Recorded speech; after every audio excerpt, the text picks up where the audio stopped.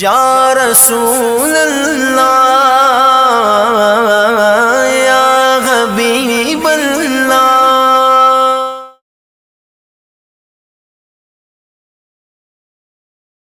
قرآن مجید کے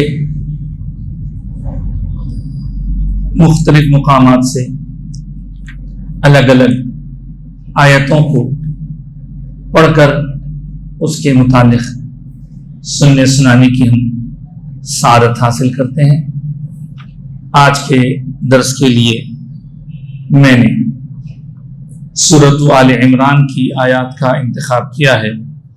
پہلے اس کی تلاوت ہوگی، پھر اس کے بعد اس کا ترجمہ اور اس کے متعلق مزید تفصیل۔ اعوذ باللہ من الشیطان الرجیم،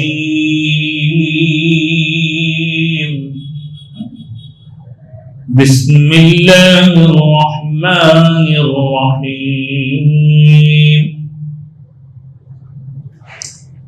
ان اللہ لا يخفى عليه شيء في الأرض ولا في السماء، هو الذي يصوركم في الأرحام كيف يشاء، لا إله إلا هو العزيز الحكيم، هو الذي أنزل عليك الكتاب منه آيات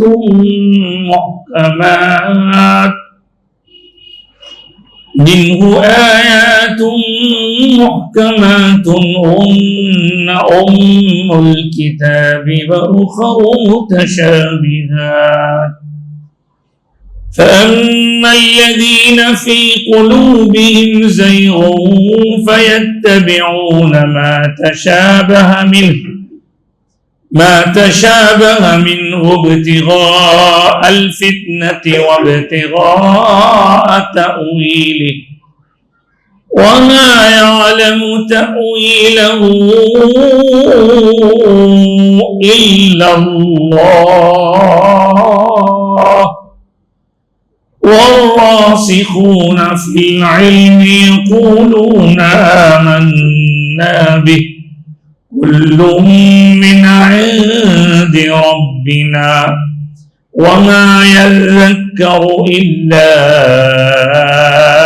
أولو الألباب، ربنا لا تزغ قلوبنا بعد إذ هديتنا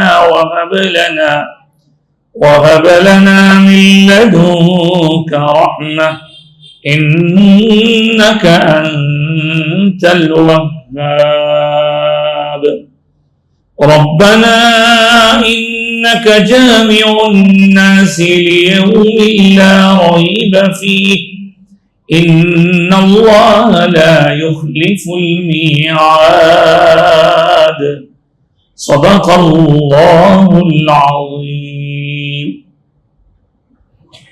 وصدق رسوله النبي الأمين الكريم، ونحن على ذلك لمن الشاهدين والشاكرين، الحمد لله رب العالمين۔ آگے بڑھنے سے پہلے 3 بار بآواز بلند درود و سلام آپ بھی پڑھ لیں، میں بھی پڑھ لیتا ہوں۔ اللہم صلی علی سیدنا محمد وعلی آل سیدنا محمد وبارک وسلم، اللہم صلی علی سیدنا مولانا محمد وعلی آلہ وصحبہ عدد ما فی علم اللہ صلاة دائمة بدوام ملک اللہ، اللہم صلی علی سیدنا مولانا محمد وعلی آلہ واصحابہ افضل صلواتک وعدد معلوماتک وبارک وسلم۔ پہلے ترجمہ پیش کر دوں سورہ آل عمران کی آیت نمبر 5، 6، 7، 8، 9۔ گویا 5 آیتیں میں نے پڑھنے کی سعادت حاصل کی ہیں۔ اِنَّا اس کا مطلب ہوتا ہے بے شک، بے شک اللہ، لا یخفی علیہ نہیں چھپی ہوتی اس پر، شیء فی الارض ولا فی السماء کوئی چیز فی الارض نہ زمین میں اور نہ آسمان میں، ارض زمین کو کہتے ہیں، سما آسمان کو کہتے ہیں، لا کا مطلب نہیں، فی کہتے ہیں میں کو۔ تو بے شک اللہ کی ذات وہ ذات ہے کہ اس پر کوئی بھی چیز چھپی ہوئی نہیں ہے، نہ زمین کی کوئی چیز اس سے چھپی ہوئی ہے، نہ آسمانوں کی کوئی چیز اس سے چھپی ہوئی ہے، ہر چیز کو وہ جانتا ہے۔ آگے فرمایا هو الذی یصورکم فی الارحام کیف یشاء، اور وہی تو اللہ ہے جو تمہاری صورت گری فرماتا ہے، مطلب تمہاری تخلیق کا مرحلہ شروع کرتا ہے کہاں؟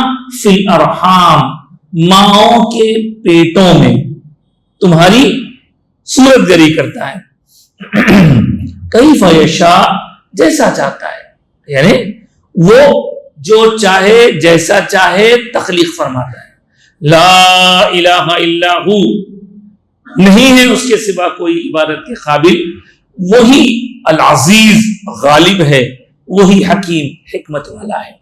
پہلے ان دو آیتوں کو پڑھ لیتے ہیں، اس کے بعد آگے جاتے ہیں۔ پہلی آیت میں اللہ نے فرمایا کہ کوئی چیز اللہ سے چھپی بھی نہیں ہے، تو اس کا مطلب ہے کہ یہ آیت علم کے بارے میں بتا رہی ہے۔ علم جو ہوتا ہے معلومات، جانکاری، تو بندے کا بھی علم ہوتا ہے، اللہ کا بھی علم ہوتا ہے۔ بندے کا علم محدود ہوتا ہے، لمیٹڈ ہوتا ہے، جتنا وہ جان سکے، لیکن اللہ تعالیٰ کا علم لامحدود، ان لمیٹڈ، اور اس سے کوئی چیز چھپی ہوئی نہیں ہے، نہ آسمانوں کی، نہ زمین کی، نہ ظاہر کی، نہ باطن کی، نہ زبان کی، نہ دل کی، نہ دماغ میں کی، نہ اندر کی، نہ باہر کی۔ جس چیز کو بھاری سی بھاری اسکینر اسکین نہ کر سکے، اس چیز کو اللہ کی قدرت اسکین کر لیا کرتی ہے۔ اللہ تعالیٰ کی قدرت کا یہاں اظہار ہو رہا ہے۔ آگے فرمایا کہ وہی تو خدا ہے جو آج ہم دیکھتے ہیں کہ دنیا میں جہاں کہیں بھی کوئی اولاد ہوتی ہے تو اولاد ہونے سے پہلے آپ ہم سنتے ہیں کہ پوری طرح جو ہے اس کے علاج وغیرہ کے لیے اسکیننگ کرائی جاتی ہے، تو خیر نہیں ہوتا تھا، اسکیننگ ہو رہی ہے، یہ دوا دی جا رہی ہے، وہ دوا دی جا رہی ہے۔ اسکیننگ سے کیا ہو رہا ہے؟ اسکیننگ سے جسم کے گوشت کے ہڈیوں کے یہ پردوں کو وہ رکھتے ہوئے اس کے بیچ میں سے ریز جاتے ہیں، جا کے وہاں کی پوری کیفیت روشن کر کے آپ کو بتا دیتے ہیں۔ اور یہ جو معلوم ہونے لگا ہے، یہ بالکل ایک 100 سال کے اندر کی بات ہے، 50-60 سال کے اندر کی بات ہے۔ ممکن ہے ویسٹرن کنٹریز میں ایک 80-90 سال پہلے معلوم ہو گیا تھا، ہوگا مشینری وہاں بن گئی تھی، اب وہ آتے آتے یہاں آئی۔ یہاں پر ہم دیکھ رہے ہیں 25-30 سالوں سے تو اسکین کر کے اندر کی کیفیت جان لی جاتی ہے کہ بھئی کیا ہے، کدھر ہے، کیسا ہے، اور بچے کا ڈیولپمنٹ کیسا ہو رہا ہے، اس کی گروتھ ہو رہی نہیں ہو رہی، یہ سب چیزیں۔ مگر اللہ کی قدرت یہ ہے کہ وہ ہمیشہ سے ماؤں کے پیٹوں میں کیا کچھ ڈیولپ ہو رہا ہے اس کو وہ جانتا ہے۔ اب اس بارے میں صرف اختصار کے ساتھ مختصراً ایک بات عرض کروں کہ آج ہم کو یہ بات معلوم ہو چکی ہے کہ اللہ تعالیٰ کے قدرت کا جو کرشمہ اولاد کا ہونا ہے، تو وہ اولاد بنتی کیسے ہے، اس کا پہلے کیا مرحلہ ہوتا ہے، اس کے بعد وہ ماں کے پیٹ میں جا کر جمع ہوئے خون میں تبدیل، پھر وہاں سے اس کے اندر اور اللہ کی طرف سے ایسے ڈیولپمنٹس ہوتے ہیں کہ پھر تقریباً 1.5-2 مہینے کے بعد اس میں جان پڑتی ہے، پھر وہ اس کا سر بنتا ہے، اس کا سب کچھ بننے لگتا ہے، اور پھر جا کر وہ اس کے مختلف منزلوں سے گزر کر اسٹیجز کو پار کرتے ہوئے ہر 40 دن میں ایک اسٹیج بدلتا ہو، بدلتے بدلتے بدلتے بدلتے 9 مہینے میں جا کر جو بھی لڑکا ہو یا لڑکی ہو، جس طرح بھی ہو، وہ دنیا میں جنم لیتی ہے۔ یہ تفصیلات جو آج ہم سن رہے ہیں، یہ تفصیلات جو ہم جان رہے ہیں، اس کے بارے میں قرآن مجید نے ہمیں 1500 سال پہلے بتلا دیا۔ چنانچہ سورہ حج میں بھی ایک آیت مبارکہ ہے، سورہ مومنین میں بھی ایک آیت مبارکہ ہے، جس میں رب العالمین نے وہ اسٹیجز بتائے ہیں۔ ثم خلقنا النطفة علقة فخلقنا العلقة مضغة فخلقنا المضغة عظاما فكسونا العظام لحما ثم انشأناه خلقا آخر فتبارك الله احسن الخالقين۔ یہ جو کیفیات ہیں کہ وہ ایک قطرہ جا کر اتنی سارے ڈیولپمنٹس کیسا ہوتے ہیں، اس بارے میں خود بڑے بڑے ماہر دنیا کے سائنسدانوں کا یہ ماننا ہے، اور اس بنیاد پر کئی لوگ مسلمان بھی ہوئے ہیں، ان کا ماننا یہ ہے کہ انسانوں کے پاس جو تحقیقات پہنچی ہیں وہ 100 سال یا زیادہ 150 سال کے اندر، اس سے پہلے کوئی نہیں جانتا تھا کہ کیا کیا اندر ڈیولپمنٹس ہوتے ہیں. تو خیر بھاری بھاری کیمرے وغیرہ کے ذریعے وہ لوگ جان رہے ہیں.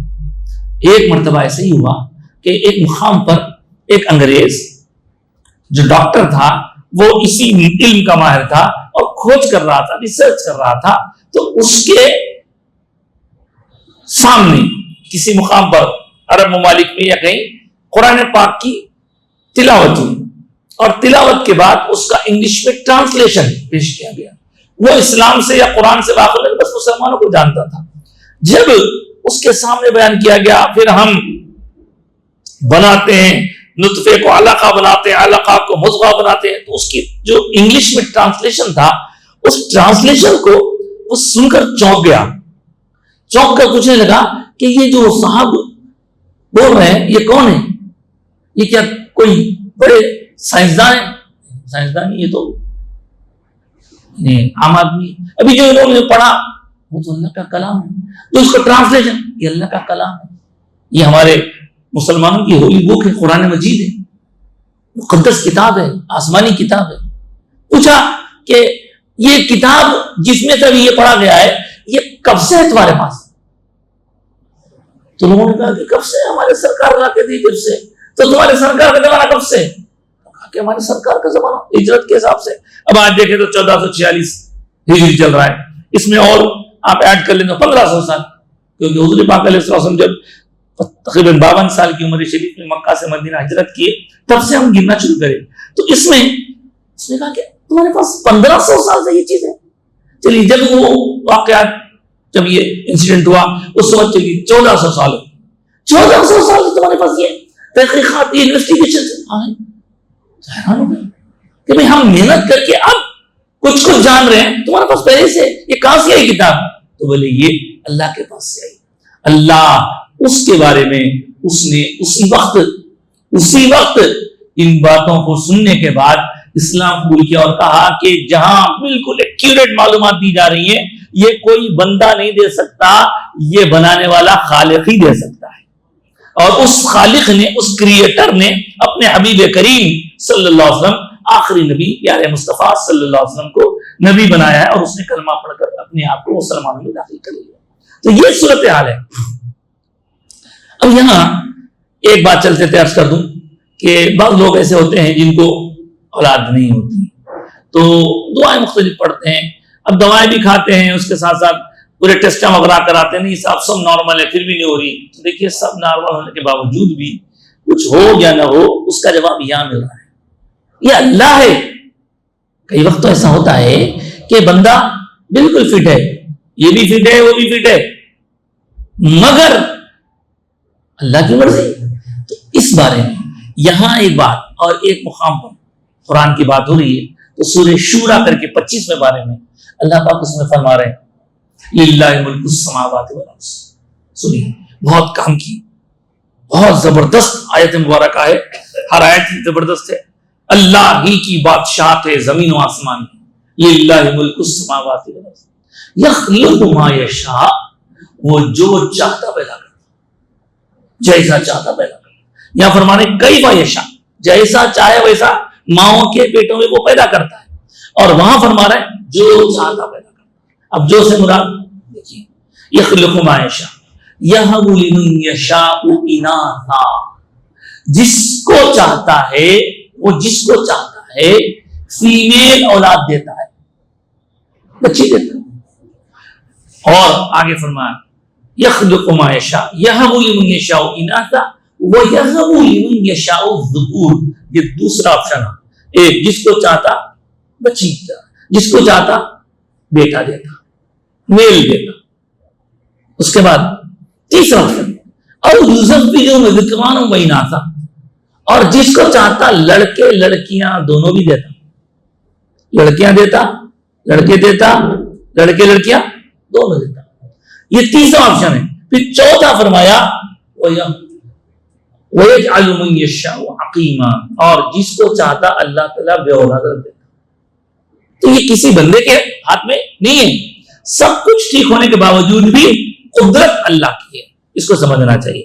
بہرحال مختلف دعائیں بتائی جاتی ہیں اولاد کے مطالبہ کرنے والے, اولاد کی جن کو خواہش ہوتی ہے اولاد نہیں ہو, تو اس میں اللہ تعالیٰ کے ناموں میں ایک نام ہے مصور.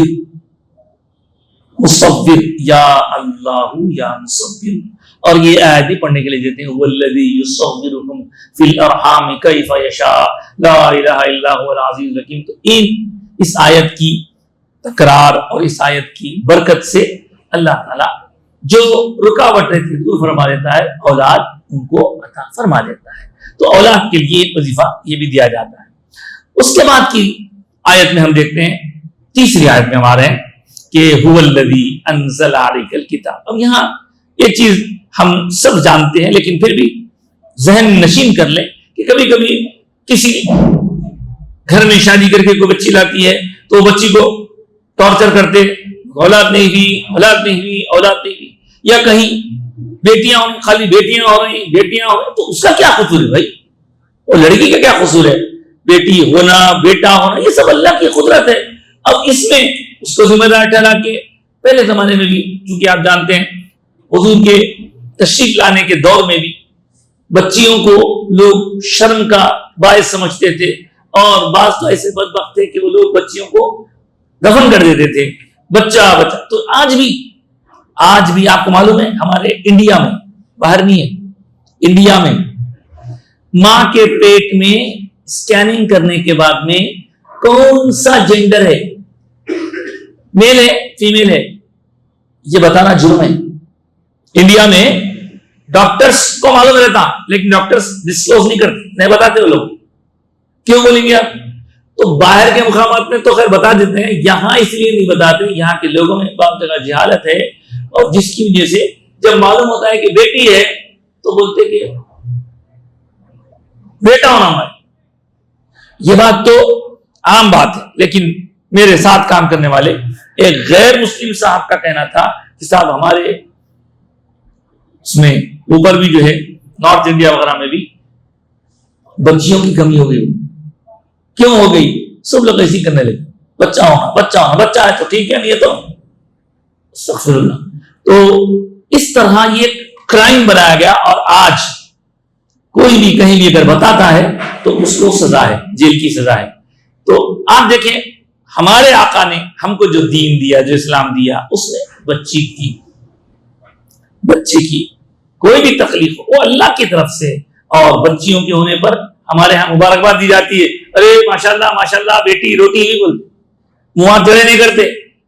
مسلمانوں میں اب کوئی جہالت تو کریں گے, لیکن ہم تو یہ ارے بیٹیوں کی ماشاءاللہ مبارک بھائی, آپ کو سرکار کو بھی بیٹی تھی پہلے, ایسا بول کے دعا دیتے ہیں. ٹھیک ہے, اللہ بیٹا بھی دیتا, لیکن بیٹی کے ہونے پر منہ بنانا یا بیٹی کو مصیبت سمجھنا, بیٹی کو بوجھ سمجھنا, یہ اسلامی تعلیمات کے خلاف ہے. اور یہ بھی وہی جہالت والی بات ہو گئی اگر کوئی ایسا سمجھ رہا ہے. چلیں اس کے بعد تیسری آیت آج, وہی تو اللہ ہے انزل علیک الکتاب, جس نے کتاب نازل فرمائی اے محبوب محمد صلی اللہ علیہ وسلم آپ پر. علیہ کا مطلب آپ پر. وہ کتاب کیسی ہے؟ قرآن. منہ آیات محکمات, ان میں اس کتاب میں جو الگ الگ ٹاپکس ہیں اور الگ الگ آیتیں ہیں, سینٹینسز ہیں, ورسز ہیں, ان کی دو قسمیں بتا رہا تھا. دو قسمیں, ایک آیات محکمات جو صاف ستھری یعنی کھلم کھلا آسانی سے جس کا مطلب سمجھ میں آئے, ویسی آیتیں ایک ہیں جن کو آیات محکمات بولتے ہیں. یہ کھاؤ, یہ نہ کھاؤ, نماز پڑھو, روزہ رکھو, زکات دو اور حرام نہ کرو, یہ کھلے کھلے ہیں. لیکن کچھ ایسی آیتیں بھی ہیں جن میں مطلب تھوڑا سا کنفیوز ہونے کا چانس رہتا. آیات محکمات ہن ام الکتاب, وہ اصل کتاب وہی ہے, اس کے ساتھ ساتھ بتائے وَأُخَرُ مُتَشَابِهَاتٌ، اور دوسری ایسی ہیں متشابہات، ملتی جلتی سملر، لیکن اس میں سے آپ کو مطلب نکالنا پڑتا، اور اس میں مطلب نکالنے میں اکثر لوگ چکر کھا جاتے ہیں، آگے بڑھتے ہیں۔ پھر آگے فرما رہے ہیں اللہ تعالیٰ، یہ دو قسم کی آیتیں ہیں، فَأَمَّا الَّذِينَ فِي قُلُوبِهِمْ زَيْغٌ، اب رہے وہ لوگ جن کے دل میں ٹیڑھا پن ہے، جو بگڑے ہوئے ہیں، جن کا دماغ یا دل کی سوچ فکر بگڑی ہوئی، وہ لوگ کیا کرتے ہیں؟ فَيَتَّبِعُونَ، پیچھا پڑے رہتے ہیں، مَا تَشَابَهَ، ان آیتوں کے جس سے کچھ مطلب غلط نکال کے لوگوں کو پریشان کیا جائے، ابتغاء الفتنہ، اور اس سے فتنہ انگیزی کرنا چاہتے ہیں، وابتغاء تأویلہ، اور اس کا کچھ مطلب نکال دیتے ہیں۔ قرآن آیات کی دو قسمیں بتا رہے ہیں، ایک کھلا واضح جس میں کوئی کنفیوژن نہیں ہے، ایک ایسی آیتیں جس کو سمجھنے میں کنفیوز ہو سکتے ہیں لوگ۔ تو جو فسادی لوگ ہوتے ہیں، جن کی سوچ بگڑی ہوئی ہوتی ہے، وہ لوگ کیا کرتے ہیں؟ جن کے دلوں میں برائی ہے، وہ لوگ الٹی سیدھی باتیں کرتے ہیں، اس میں سے غلط مطلب نکالتے ہیں۔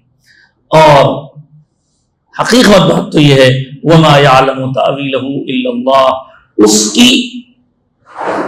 اس کی صحیح میننگ اللہ کے سوا کوئی نہیں جانتا۔ سچی بات تو یہ ہے، وَمَا يَعْلَمُ، کوئی نہیں جانتا اس کے بارے میں صحیح بات، وہ جو متشابہات ہے، إِلَّا اللَّهُ، ہاں مگر اللہ ہی جانتا ہے۔ اب اللہ جان کر اپنے پیاروں کو اگر وہ علم کی خیرات عطا فرما دے تو یہ اس کی مہربانی، لیکن جن کے دلوں میں خرابی ہے وہ لوگ یہ کرتے ہیں۔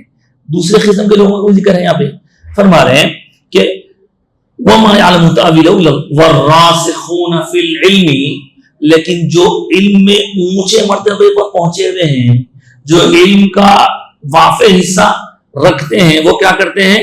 وہ بولتے ہیں وَالرَّاسِخُونَ فِي الْعِلْمِ يَقُولُونَ آمَنَّا بِهِ، بس وہ تو یہ کہتے ہیں کہ ہم ایمان لائے، یہ جو ارشاد ہے ہمارے رب کا ارشاد ہے، ہم ایمان لائے اس کے اوپر، كُلٌّ مِّنْ عِنْدِ رَبِّنَا، یہ سب ہمارے رب کی طرف سے ہے، ہم اس کے اندر کچھ معنی مطلب الٹ پلٹ نہیں کرتے، یہ ہمارے رب کی طرف سے، ہم مان لیتے ہیں اس کو۔ وَمَا يَذَّكَّرُ إِلَّا أُولُو الْأَلْبَابِ، اور ان باتوں سے نصیحت وہی لوگ کرتے ہیں حاصل، وہی لوگ نصیحت حاصل کرتے ہیں جو عقل والے ہیں۔ اولو الالباب، لب کہتے ہیں عقل کو، دماغ کو، دماغ والے، عقل والے، سمجھ والے ہی اس سے مطلب صحیح نکالتے ہیں۔ ربنا لا تزغ قلوبنا، اور یہ دعا کرتے رہتے ہیں، علم میں جو ماہر ہیں، علم میں اللہ نے جن کو ماہر بنایا، لا تزغ قلوبنا، وہ دعا کرتے ہیں اے ہمارے رب ہمارے دلوں کو لا تزغ، غلط راستے پر جانے نہ دے، ہمارے دلوں میں بگاڑ پیدا ہونے نہ دے، ہمارے دلوں کو خراب ہونے نہ دے، بعد اذ ہدیتنا، جب آپ ہم کو ہدایت دے دیے ہیں تو ہدایت کے بعد اس کو بگڑنے مت دیجیے اس دل کو۔ وہب لنا، اور ہمیں عطا فرمائیے، من لدنک، آپ کے پاس سے خاص رحمت، انک انت الوہاب، اور بے شک آپ بہت عطا کرنے والے، بہت سرفراز کرنے والے، بہت دینے والے ہیں۔ یہ ہوئی صاحب آیت مبارکہ میں دعا۔ آپ اکثر ائمہ کرام سے، امام صاحب سے بھی سنتے ہیں یہ دعا، ربنا لا تزغ، اس کا مطلب یہ ہے اے ہمارے رب ہمارے دلوں میں ٹیڑھا پن آنے نہ دے، تو نے ہدایت دے دی ہے، ہدایت کے بعد اب اس کو خراب ہونے نہ دے، میں سدھر گیا ہوں بگڑنے نہ دے۔ اگر کوئی بگڑ گیا ہے، سدھرنا چاہتا ہے تو یہ دعا کرنا، یہ دعا کرتے ہوئے اللہ کی بارگاہ میں رجوع ہونا۔ اس کے بعد کہا ربنا انک جامع الناس، اے ہمارے رب بے شک تو لوگوں کو جمع فرمانے والا ہے، لوگوں کو، سارے لوگوں کو، پورے کائنات کے لوگوں کو جمع کرنے والا ہے۔ کب؟ لیوم، ایک دن جمع کرنے والا، لا ریب فی، اس دن کے ہونے میں کوئی شک نہیں ہے، لا ریب فی، ان اللہ لا یخلف المیعاد، اور اے اللہ بے شک تو وعدہ توڑنے والا نہیں، وعدہ خلافی کرنے والا نہیں۔ یہ دعا سکھائی گئی۔ ان دو آیتوں کی میننگ آپ کو سمجھ میں آ گئی، ان کو اگر یاد کر کے آپ بہتر انداز میں نماز کے بعد کی دعاؤں میں کبھی پڑھیں تو بڑے فائدے کی بات ہے. لیکن ہم دیکھ رہے ہیں آج جو گفتگو شروع کی شروع سے یہاں تک بات آئی علم کی بات چل رہی. اللہ کا علم وسیع اور پھر اس کے بعد قرآن علم کا ایک بہت بڑا سورس ہے. لیکن ان میں قسم کی آیت ہے, ایک محکمات ہے, ایک متشابہات ہے. بعض علماء نے ان دونوں میں سے ایک اور مطلب بھی نکالا ہے. ایک محکمات ہے جو کلم کلی آیت ہے, یا ایھا الذین آمنوا کتب علیکم الصیام, اے ایمان والو تم پر روزے لکھ دیے گئے ہیں, بس روزے رکھا کرو تاکہ تمہارے تقوی کا انتظام ہو, تاکہ تم پرہیزگار. اس میں کوئی الٹ پلٹ نہیں. لیکن بعض آیتیں ایسی ہوتی ہیں جن میں مطلب نکالنا پڑتا ہے, اور اگر مطلب نکالنے میں گڑبڑ ہو جائے تو ایمان کا تو دوڑ جاتا. جیسے اللہ رب العزت کے بارے میں ہمارا یقین ہے کہ اللہ اپنی شان کے مطابق, لیکن اس کا جسم نہیں ہے, اس کا مکان نہیں ہے, اس کا کوئی ایک ٹھکانہ نہیں ہے, بلکہ اس کی ذات جسم مکان ان سب چیزوں سے بالکل پاک ہے. مگر کچھ لوگ جو ایسی آیتوں میں سے الٹ پلٹ نکال کے نہیں اللہ تعالیٰ اوپر بیٹھا ہوا ہے بولتے, بیٹھا ہوا ہے بولتے مطلب جس طرح وہاں تو بیٹھیں گا نا, تو ایسا نہیں بولنا یہ اللہ کے شان کے خلاف ہے. اللہ کے بارے میں اس طرح کی بات نہیں کی جا سکتی. اس کے ساتھ ساتھ یہ دو جو بتایا میں محکمات متشابہات, اور تیسری چیز ہے مقطعات. ایک محکمات ایک متشابہات ایک مقطعات. مقطعات یعنی قرآن پاک کے سوروں کے شروع میں کہیں الف لام میم آتا, کہیں الف لام میم را آتا, کہیں حامیم آتا, کہیں نون آتا, کہیں قاف آتا, کہیں یاسین آتا. یہ سب حروف مقطعات ہیں. ان کا مطلب نہیں معلوم, اللہ بھی معلوم, اللہ کے بتانے سے رسول کو معلوم. تو حروف مقطعات ایک قسم کا ہے آیتیں, آیات مقطعات ایک ہیں, آیات متشابہات ایک ہیں, آیات محکمات ایک ہیں. تو محکمات سادہ سادہ کلم کلا.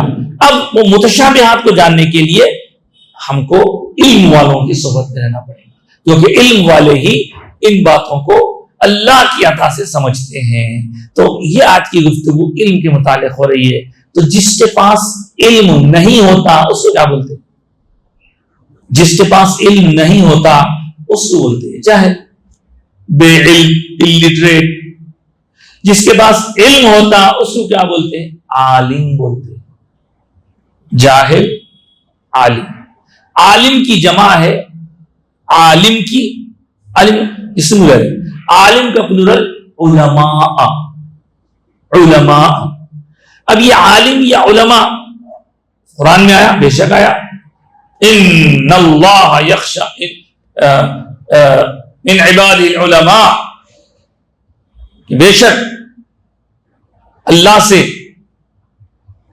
خوف رکھنے والے, خشیت رکھنے والے علماء ہوں. انما یخشی اللہ من عباده العلماء, انما یخشی اللہ من عباده العلماء. اللہ کے بندوں میں جو اللہ کا خوف رکھنے والے ہیں وہ اللہ کے وہ بندے ہیں جن کے پاس علم ہوتا ہے. اب علم کا آپ کو تھوڑا سا خلاصہ بتاتا ہوں. علم جانکاری کو بولتا ہے. اب جو لوگ علم کی بات جانتے ہیں ان کو یہ بھی معلوم ہونا چاہیے علم دو طرح کا ہوتا ہے. حدیث میں آیا علم دو طرح کا ہوتا ہے. ایک علم کو کہتے ہیں علم نافع, اور دوسرے کو کہتے ہیں علم زار. علم نافع کا مطلب ہے فائدہ پہنچانے والا علم, اور دوسرا نقصان پہنچانے والا علم. وہ بھی علم رہتا, وہ بھی علم ہے, یہ بھی علم ہے. تو فائدہ پہنچانے والا علم یعنی جس علم سے آپ اپنی دنیا اور آخرت کا فائدہ اٹھاتے. جس علم سے نقصان پہنچے وہ علم زار ہے. رسول مقدس صلی اللہ علیہ وآلہ وسلم نے اللہ کی بارگاہ میں جب دعا کی اور ہم کو دعا سکھائی امت کو, تو ان دعاؤں میں یہ بھی دعا ہے کہ اللہ میں تجھ سے سوال کرتا ہوں ایسے علم کا جو نافع ہو, اور ایسے علم سے بچائے رکھ جو نقصان پہنچانے والا ہے. تو آپ کے دماغ میں آ سکتا یہ نقصان پہنچانے والا علم کو صاحب سب فائدے, علم بول تو فائدے والے نا, نقصان پہنچنے والا. ایک مثال ہے. کچھ لوگ علم کی منزلوں پہ پہنچ کے بم بنا رہے ہیں, بم بنا کے بلاسٹ کر کے لوگوں کی جان لے رہے ہیں. ان کا یہ علم فائدہ پہنچانے والا ہے نہیں ہے. کچھ لوگ علم سیکھ کے ویڈیو بنا کے انٹرنیٹ پہ سوشل میڈیا پہ ایسی گندی گندی باتیں ڈال رہے ہیں جن کو دیکھنے والا, جن کو سننے والا, جن کے دماغ میں بیٹھنے کی وجہ سے وہ شخص پورا گندگی میں مبتلا ہو جاتا, اللہ کا نافرمان ہو جاتا, اور گندے گندے کاموں کی وجہ سے وہ گناہگار بن کے رہ جاتا. انہوں بھی علم استعمال کریں. تو علم ایک فائدہ مند, ایک علم نقصان دہ. اب جو فائدہ مند علم ہوتا ہے اس کی دو قسمیں. پہلے علم کی دو قسمیں, ایک فائدہ مند, ایک نقصان دہ. نقصان دہ کو تو چھوڑنا ہے, چھوڑ دینا. اب ایک علم ہے جو فائدہ مند. فائدہ مند کی بھی دو برانچز, فائدہ مند کی دو برانچز. ایک وہ علم جو دنیا کا فائدہ کرتا, ایک وہ علم جو دنیا آخرت دونوں کا فائدہ کرتا. جو دنیا کا فائدہ کرتا وہ بھی سیکھنا ضروری ہے. مثال کے طور پر کسی کو میتھ سیکھنا ضروری ہے, انجینئر بن رہا ضروری ہے, ڈاکٹر بن رہا, ایجوکیشن لے رہا, تو اس کی وہ تعلیم اس کے لیے دنیا کے تک فائدہ مند ہے. لیکن اس سے زیادہ اور فائدہ ہم دیکھیں تو دنیا کے ساتھ آخرت کا فائدہ. جو بندہ صرف دنیا کا فائدہ کر لے اور آخرت کا بھی فائدہ نہ کرے تو بیکار ہے اس کا. تو دنیا کے فائدے کے ساتھ ساتھ آخرت کا فائدہ کرنے والا جو علم ہے وہ اسلامی تعلیمات کا علم ہے, اور اس اسلامی تعلیمات کے علم کا تعلق قرآن سے. قرآن, حدیث, فقہ, بہت قسم کے علوم ہیں, ادب, تاریخ, منطق, فلسفہ, بہت الگ الگ برانچز علم کی. جیسے آپ بچپن میں سنے ہوں گے, ہم بھی سنے تھے کہ صاحب ڈاکٹر بولتے ایک ہی رہتا, MBBS, لیکن اب کتنے کو ڈاکٹر, ایک ہی ڈاکٹر سارے مریضوں کو ٹھیک کرتا تھا. لیکن اب کیا ہو گیا, ہر مرض کا ڈاکٹر الگ, دل کا الگ, ہڈی کا الگ, گوشت کا الگ, آنکھوں کا الگ, دانتوں کا الگ, بٹھانے کا الگ, اکھاڑنے کا الگ, مسوڑوں کا الگ, حلق کا الگ, ناک کان کا الگ, جلد کا الگ, گردوں کا الگ, یورولوجسٹ ایک الگ, یورینری ٹریک کا. تو اس طرح جیسے یہ علوم الگ الگ ہیں, سمجھانے کے لیے عرض کر رہا ہوں, اسی طرح یہاں پر بھی قرآن اور حدیث کے علاوہ بہت سارے علوم ہیں. جو لوگ وہ سیکھتے ہیں ان کو عالم بولتے ہیں. ہر آدمی عالم نہیں بن سکتا, اس کے لیے وقت دینا پڑتا ہے. جس طرح کوئی بندہ اسکولنگ کالج کے بعد پھر گریجویشن کرتا ہے, یا پھر گریجویشن کے بجائے وہ کوئی بڑی ڈگری لیتا ہے, انجینئر, ڈاکٹر وغیرہ بنتا ہے, یا پھر کوئی لائر بنتا ہے, پھر اس کے بعد PG کرتا ہے, کوئی PhD کرتا ہے, یہ سب علوم ہے. لیکن ادھر جو عالم بنتے ہیں وہ عالم کے لیے بھی باقاعدہ 14 سے 15 سال کا کورس رہتا ہو. کوئی مفتی ہوتا, کوئی عالم ہوتا, کوئی محدث ہوتا, کوئی حدیث میں ماہر ہوتا. تو اس طرح ایسے عالم کی بھی ہماری سوسائٹی کو ضرورت ہے یا نہیں ہے؟ جیسے ہر فیلڈ والے کی ضرورت ہے ویسے عالم کی بھی ضرورت ہے. تو وہ عالم کیسا بنے گا؟ عالم بنتا ہے مدرسے میں. ایک زمانہ وہ تھا جب لوگ بزرگوں کے پاس جا کے رہ جاتے, وہیں پڑھ لیتے اور پڑھ کر اپنی زندگی میں ترقی کرتے تھے. لیکن ہوتے ہوتے ہوتے خاص طور سے آہستہ آہستہ مدرسے کھلنے لگے. اور آپ کو معلوم ہے پوری دنیا کا سب سے پرانا مدرسہ اگر آپ جانتے ہیں تو وہ سرکار دو عالم صلی اللہ علیہ وسلم کا مدینہ منورہ میں چبوترا تھا, جہاں صحابہ بیٹھتے اور سرکار ان کو تعلیم دیا کرتے تھے. لیکن باقاعدہ تعلیمات کے لیے ایجپٹ کے اندر ایک بہت بڑی یونیورسٹی ہے, اس کا نام ہے جامع ازہر یونیورسٹی. قدیم ہے, کئی سو سال پرانی ہے, اور ادھر پھر الگ الگ مقامات پر یونیورسٹیز بنتے گئے اور اسکولز وغیرہ بنتے رہے.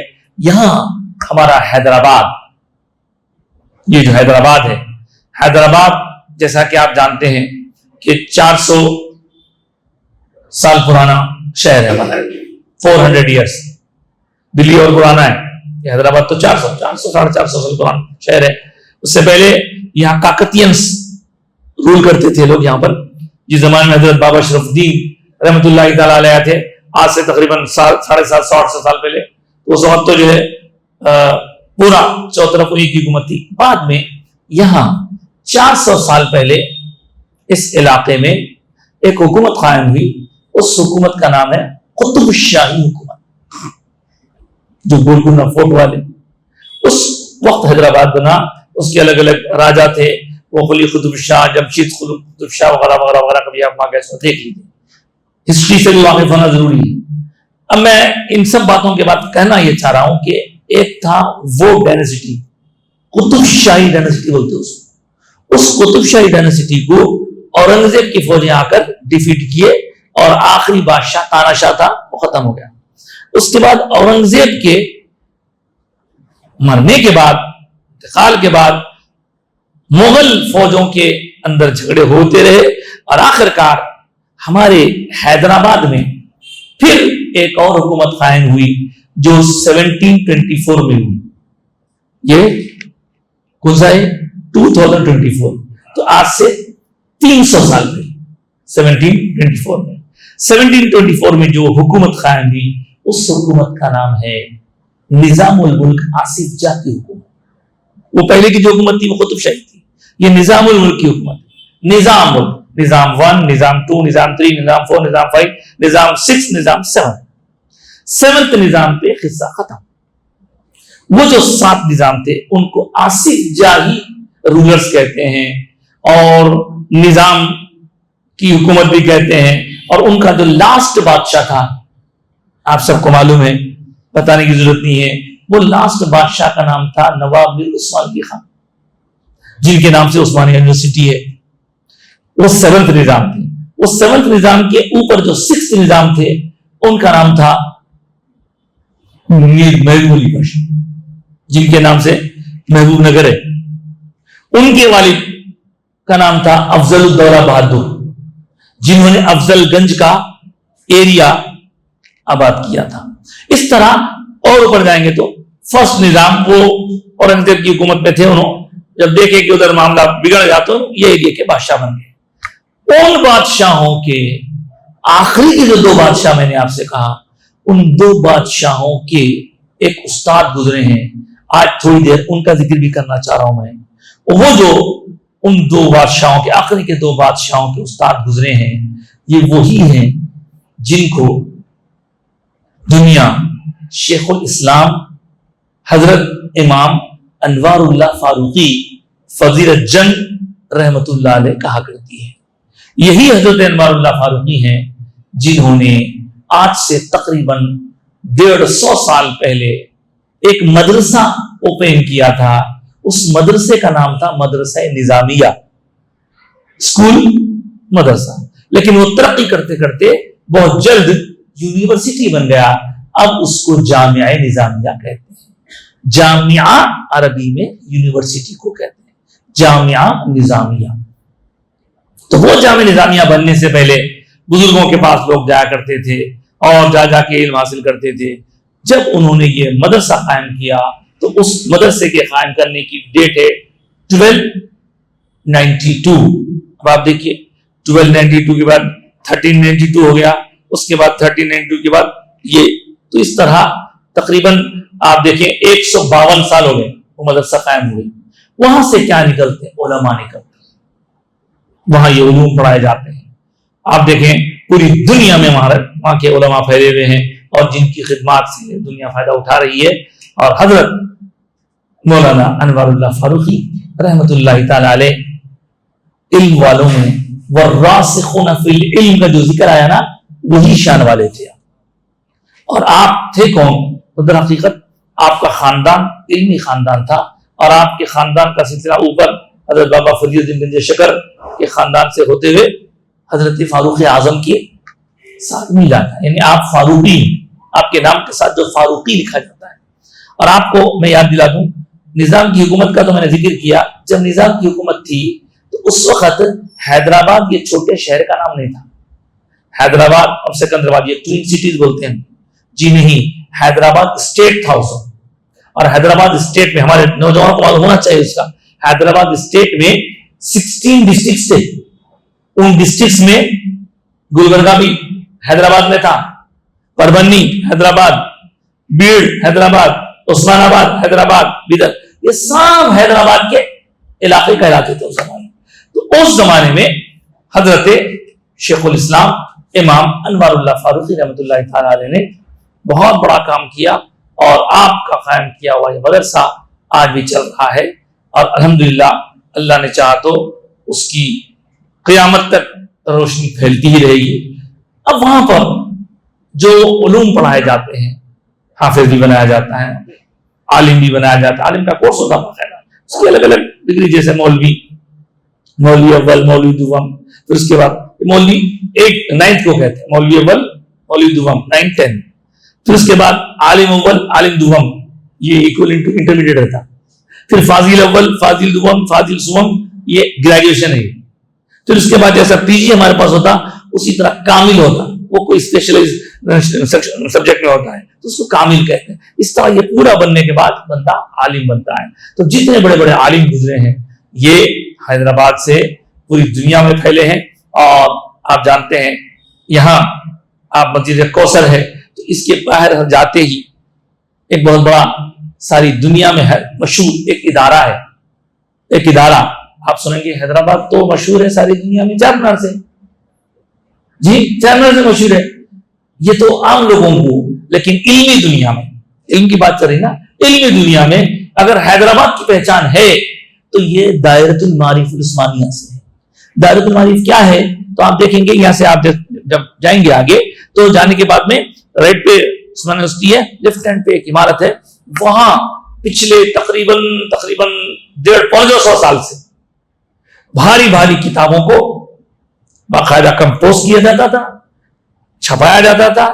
اس کو جو ہے پھر یہاں سے وہاں تک جو ہے پوری دنیا میں پھیلایا جاتا تھا. تو اس طرح ساری دنیا میں، علمی دنیا میں حیدرآباد بولے تو ارے وہ دائرۃ المعارف والا. تو وہ دائرۃ المعارف کھولنے والے کون ہیں؟ کھولنے والے تو نظام ہے، کھلانے والے کون ہیں؟ مولانا انوار اللہ فاروقی. جو عثمانیہ یونیورسٹی جس سے کہ آج ہم سب واقف ہیں، یہ عثمان علی خان نے کھولا ضرور، لیکن اس کا ذہن بنانے والے کون ہیں؟ حضرت مولانا انوار اللہ فاروقی رحمۃ اللہ علیہ.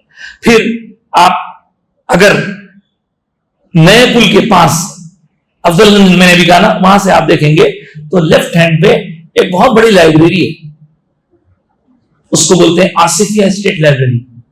وہ کس نے قائم کی؟ نظام نے قائم کی، لیکن کس کی کوششوں میں؟ حضرت مولانا انوار اللہ فاروقی رحمۃ اللہ علیہ. بہت بڑا یہاں کے سویلائزیشن میں، یہاں کے علم میں حضرت مولانا انوار اللہ فاروقی کا بہت بڑا رول ہے، بہت بڑا رول ہے. اور یہاں پر آپ دیکھتے تھے ہوں گے کہ حضرت مولانا مفتی عظیم النظام آیا کرتے تھے، بڑے بڑے علماء آتے تھے، بڑے بڑے علماء، اور چودھری کے علماء ہماری ساری دنیا کو جانتی.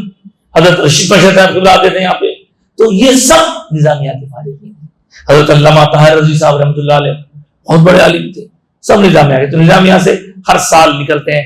یہ میں اس لیے بھی عرض کر رہا ہوں کیونکہ آج چہارشنبہ ہے، کل نے پرسوں مطلب ڈے بیفور یسٹرڈے پیر کے دن وہاں پر جو ہے باقاعدہ ایک کنوکیشن ہوا.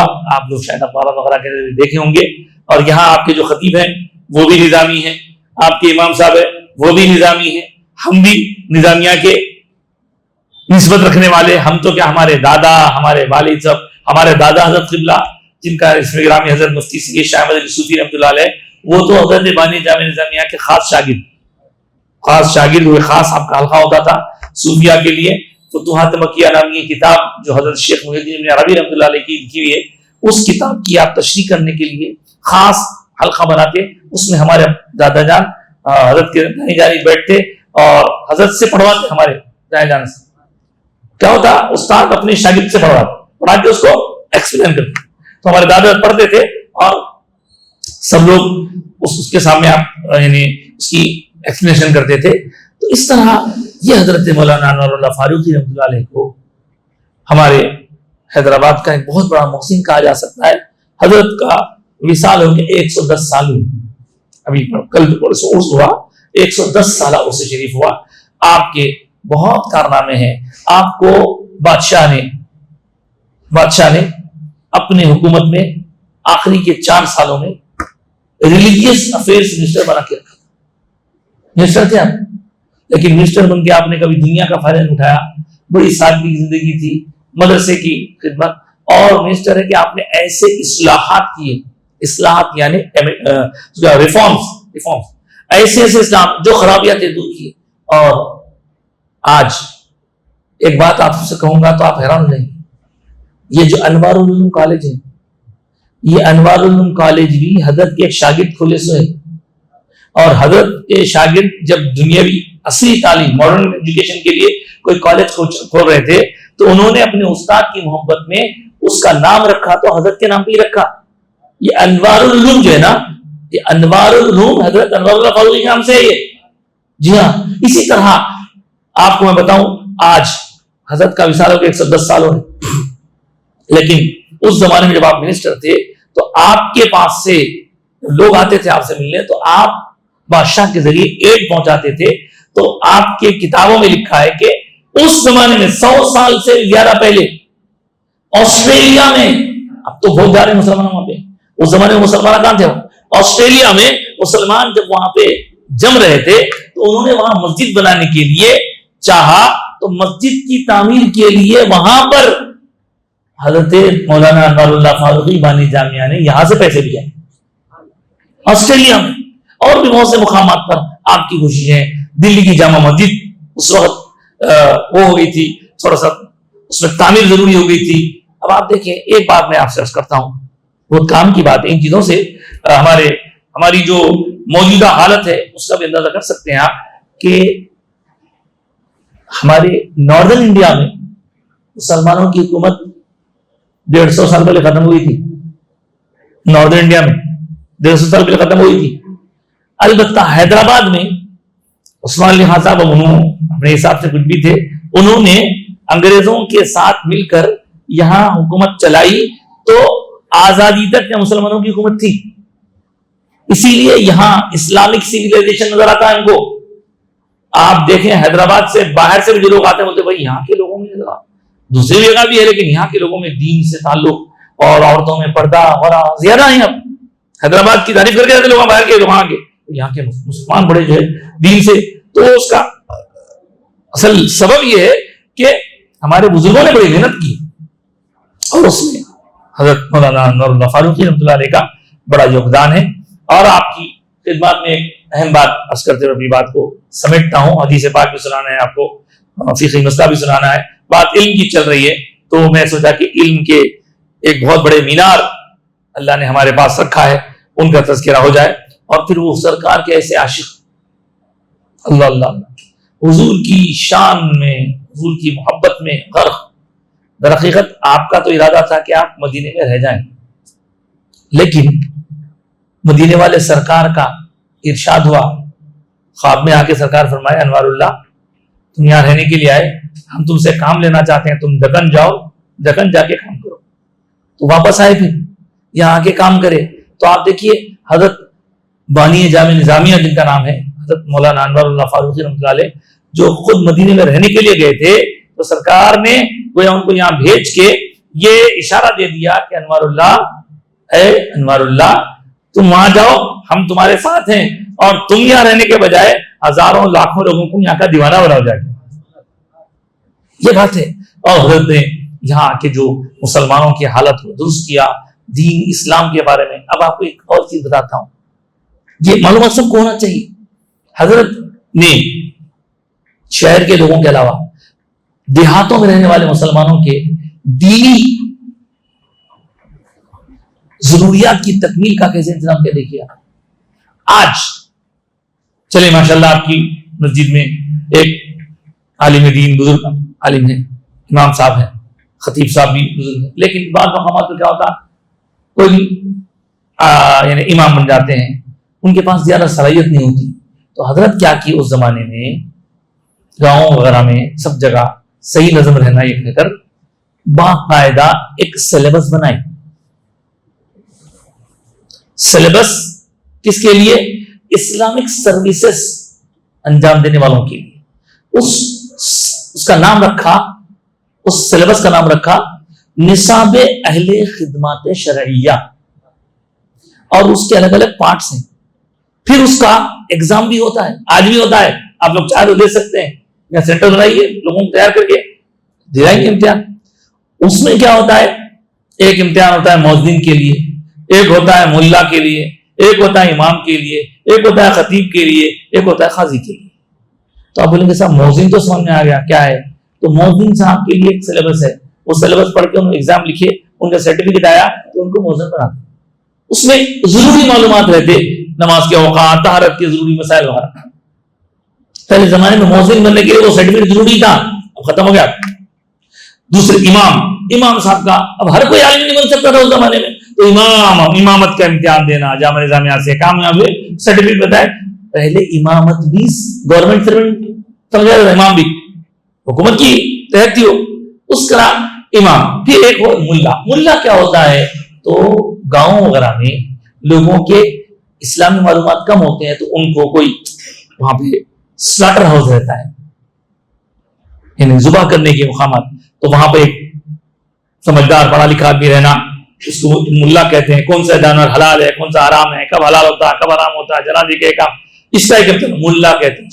تو ملا کا ایگزام، مؤذنی کا ایگزام، امامت کا ایگزام، پھر خطیب کا ایگزام، اور یہ جو قاضی صاحبان ہوتے ہیں ان کو بھی وہ امتحان پاس ہونا پڑتا.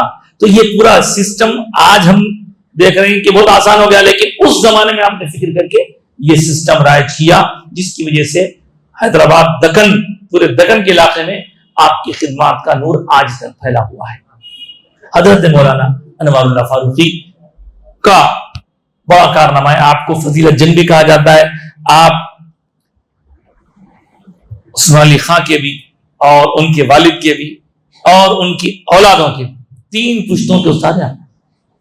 ہاں، اور سرکار سے ایسا تعلق آپ کا، دیکھنے والوں نے ایک مرتبہ خواب میں دیکھا کہ سرکار اقدس صلی اللہ علیہ وسلم اپنے طرف سے حضرت مولانا انوار اللہ فاروقی کے بارے میں فرما رہے، ہمارا بچہ ہے رکے بولے. جی ہاں، اور بہت واقعات ہیں آپ کے، آپ کی ذات اقدس سے بہت کام ہوا حیدرآباد میں. ہمارے محسنین کو یاد رکھنا ضروری ہے.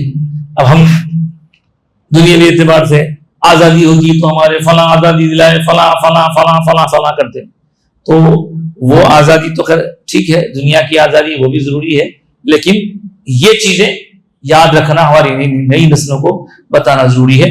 آج کی گفتگو ہم یہی روکتے ہیں. البتہ اس کے ساتھ ساتھ آپ کی خدمت میں آج کی حدیث بات اور آج کا فقہی مسئلہ کر دیتے ہیں.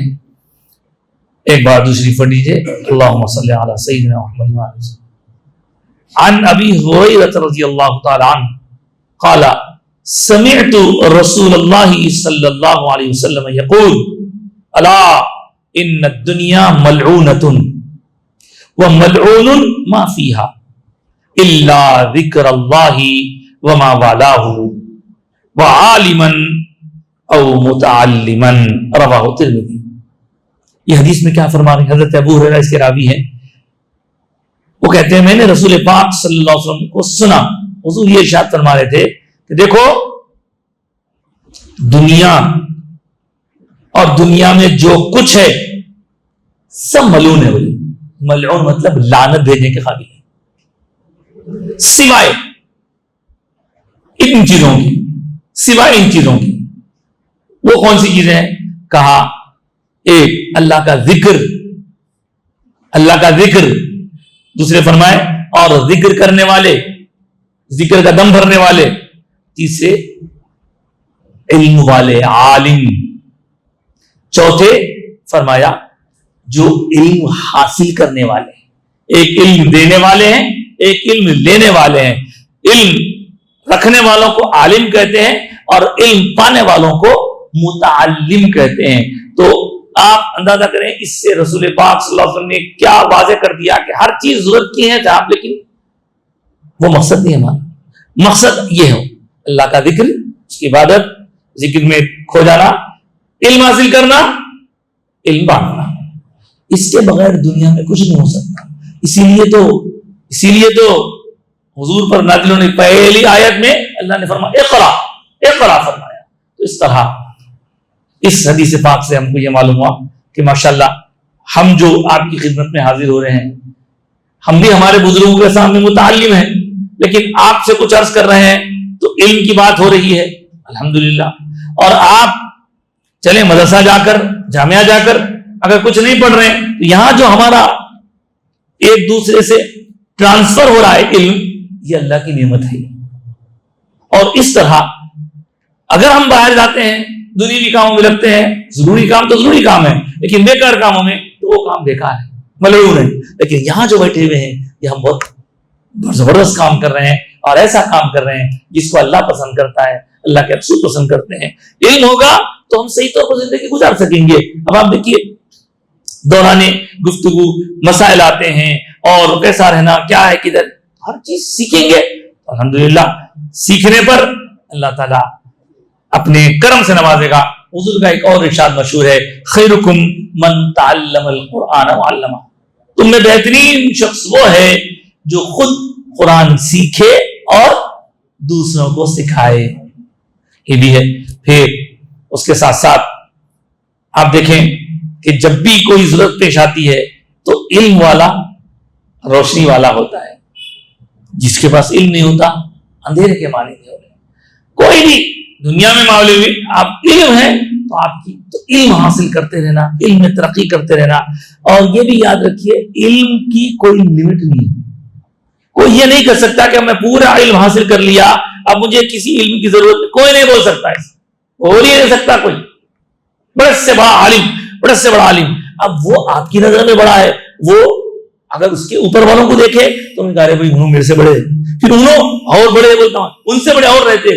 تو کوئی بھی علم کی لمٹ نہیں ہے، سیکھتے جانا. ہاں اتنا ہو سکتا ہے کہ بھئی یہ چھوٹا بچہ ہے، اس سے ان کے پاس زیادہ علم ہے، ان سے ان کے پاس زیادہ علم ہے، ان سے ان کے پاس زیادہ علم ہے، ان سے ایسا زیادہ ہو سکتا، لیکن یہ نہیں ہو سکتا.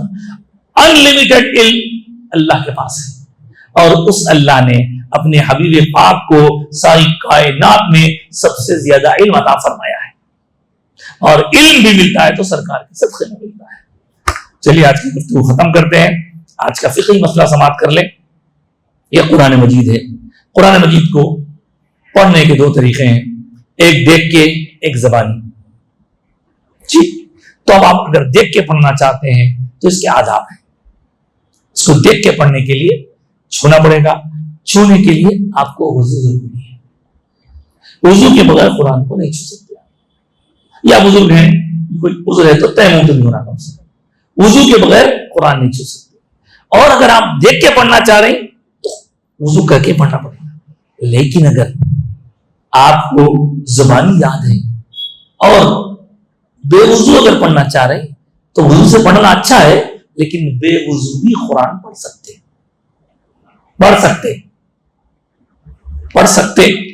پڑھنا نہیں بولو پڑھ سکتے، لیکن بے غسل قرآن نہیں پڑھ سکتے. بے غسل مطلب جس پر نہانے کی عادت ہو، جو غسل واجب ہونے کی وجہ سے اب نہانے کی تیاری کر، وہ بندہ قرآن نہیں پڑھ سکتا. زبان دیکھ کے تو چھو نہیں سکتا ہوں، چھو نہیں پڑھنا بولتے اس پر، چھونا تو بدور کی بات ہے، وہ زبانی نہیں پڑھ سکتا. زبانی وہ شخص پڑھ سکتا ہے جو طہارت سے تو ہے لیکن وضو نہیں ہے اس کے پاس. اسی طرح جو اذان دینے کا معاملہ ہے، اکثر لوگ کہتے ہیں کہ صاحب ہمارے مولوی صاحب جو ہے بغیر وضو کے اذان دیتے ہیں. تو ٹھیک ہے وضو کر کے دینا بہتر ہے، لیکن اگر کوئی بغیر وضو اذان دیتا ہے تو اذان ہو جاتی. کیا ہوتا ہے کبھی ٹائم ہو جاتا، جلدی آتے آ کے جو ہے پہلے اذان دے کے بعد میں وضو کرتے ہو بس موزین اذان. ٹھیک ہے اگر پہلے وضو کر کے پہلے سے آپ کے اذان دے لیں اور پھر اذان کے بعد بیٹھ جائیں انتظار کرتے ہوئے، تو آپ کا جو بیٹھا ہوا ٹائم ہے وہ بھی نماز میں شامل ہے. انتظار کرنا تو آج کی گفتگو ہم اس فقہی مسئلے پہ ختم کرتے ہیں. اللہ سے دعا کرتے ہیں کہ رب تبارک و تعالیٰ جو کچھ کہا سننے سے قبول فرمائے. کہنے سننے کے دوران ہم سے جو کمی کوتاہی لغزش خطا ہوئی اسے معاف فرما دے. ہم سے جن جن لوگوں نے دعا کے لیے کہا ہے ہم ان سب کے لیے دعا کرتے ہیں. مولا سب کی دعائیں قبول فرما, مشکلیں آسان فرما, پریشانیاں دور فرما, قرض ادا فرما دے, بیماروں کو صحت عطا فرما, بیماروں کو صحت عطا فرما. اور ہمارے ایک محب ہیں جناب مدرد الطاہر صاحب کے چھوٹے بھائی شونیا, اللہ تعالیٰ ان کو کامل صحت عطا فرما. ان کے متعلق معلوم ہوا کہ وہ عمرے پہ گئے ہیں اور ان کو جو ہے ہارٹ کا اٹیک ہوا ہے, چیسٹ پین ہو رہا ہے. اللہ ان کو کامل صحت عطا فرما, ان کے درد کو دور فرما دے, ان کو لمبی عمر عطا فرما, ان کے تمام بلاؤں کو ٹال دے. ان کے علاوہ جتنے لوگ بیمار ہیں سب کو شفا کاملہ صحت عاجلہ عطا فرما.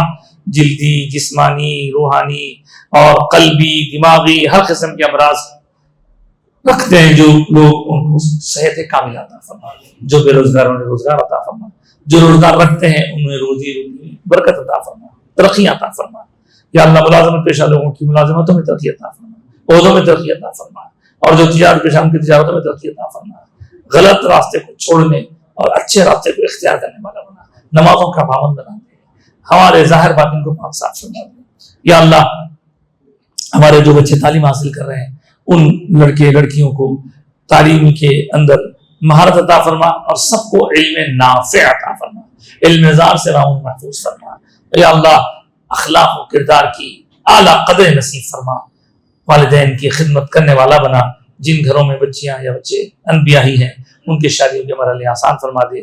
شادی شدہ جنوں کو خوشحال زندگی عطا فرما اور لڑائیاں لگانے والوں کی شر سے بچائے رکھ مولا. پروردگار دشمنیوں کو ختم فرما دے, دوستیوں کو مستحکم فرما دے. ہماری تمام دعائیں قبول فرما. دشمنان اسلام کے ناپاک عزائم کو ناکام بنا دے, انہیں ذلت و رسوائی کا نشان عبرت بنا دے مولا.